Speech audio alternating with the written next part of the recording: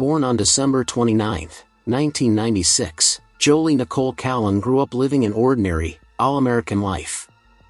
In high school, she was a popular girl with a petite 4-foot 10-inch frame, and vibrant hair which she often dyed pink or purple, her signature look. In 2014, Jolee was a senior at Vincent High School. It was here that she had first met Loren Daniel Bunner, the guy who would soon become her boyfriend. They would go on a date for 10 months. Their relationship was far from perfect, however, and it had not taken long before those closest to Jolee had noticed red flags. Loren was possessive and insecure. He always needed Jolee to invest her time and energy with him and his friends only, nobody else. As the relationship progressed, Loren grew more manipulative and controlling.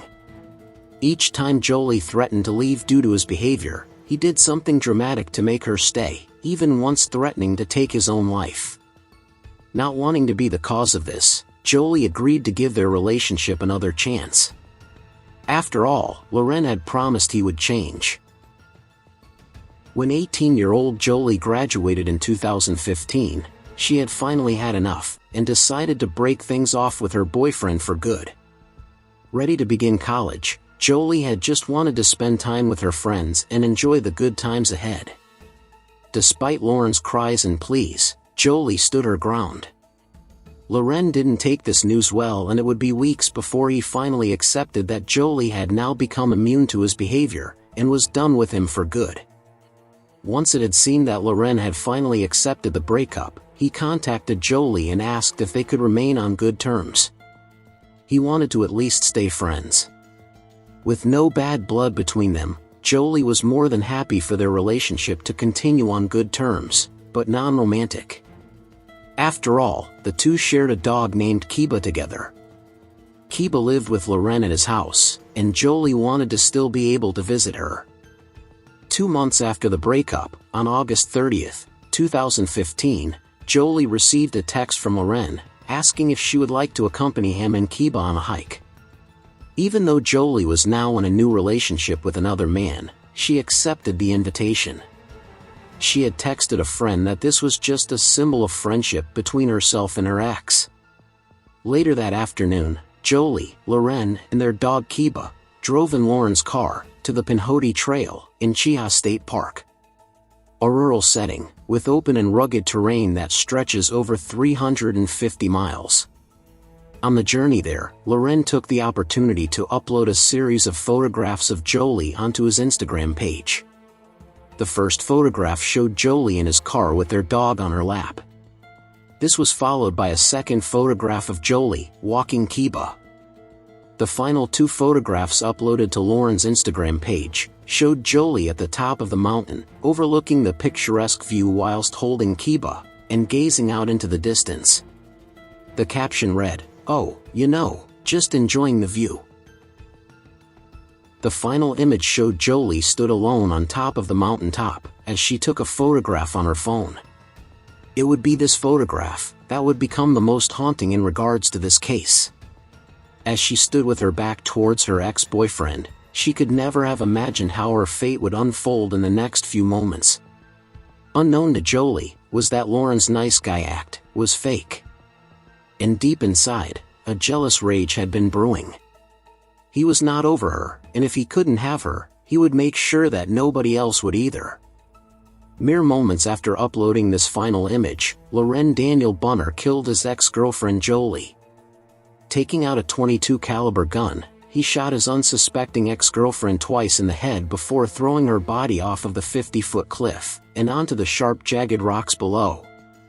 After leaving the state park, Loren called 911. In a calm tone, he told the operator that he had killed Jolee as part of a suicide pact, but had backed out after he murdered her. A lie that would soon unravel. Loren waited by the side of the road for police to arrive. He was coated in Jolee's blood and was quickly arrested and charged with her murder. When Jolee's body was recovered, it was found that she had been shot twice, in the back of the head and in between the eyes. On September 4th, Jolee's funeral service was held and she was buried at Vincent Cemetery. Just weeks later, Loren posted bail and was released from the Clay County Jail, much to the horror of her loved ones. When the murder trial began in November 2015, Loren upheld his not guilty plea, on account of his insistence that this was a suicide pact gone wrong, not murder.